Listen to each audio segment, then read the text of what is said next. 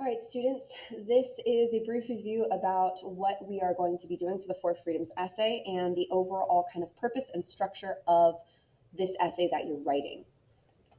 So, this essay, because it is an argumentative essay, asks you to take a position.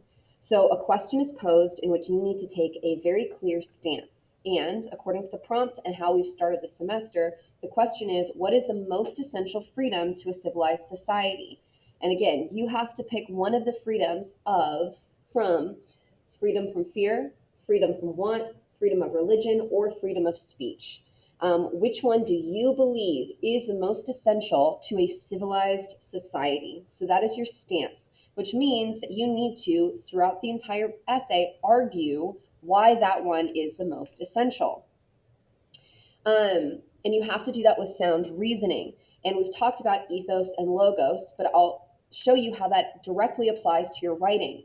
You'll be using ethos by evidence. Anytime that you're quoting somebody else, anytime another author quotes somebody else, you are always appealing to the authority of those people. So, in your body paragraphs, when you are quoting evidence from the texts that we've read, Declaration of Independence, Declaration of Sentiments, Declaration, if they come for us, you are appealing to their authority by quoting them, and that's through your embedded evidence. And then your elaboration, that is logos, right? You are taking that evidence and you are logically analyzing it by using definitions of key words, cause and effect, and talking about how does that person's evidence, how does that person's quote support that this freedom is the most essential to a civilized society.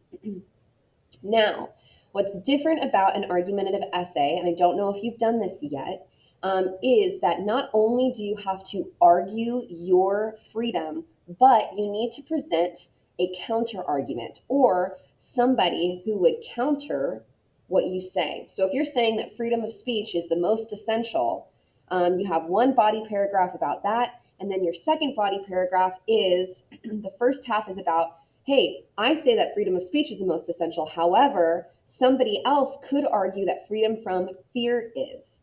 And then you need to not only say this is why they would argue that freedom of fear is most essential, but then something called a rebuttal, which is why are they wrong? Why are they wrong about this? And what makes me right about freedom of speech?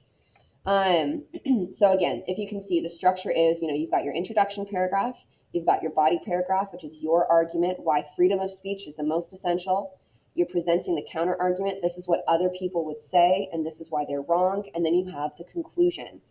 So notice this essay is only 4 paragraphs.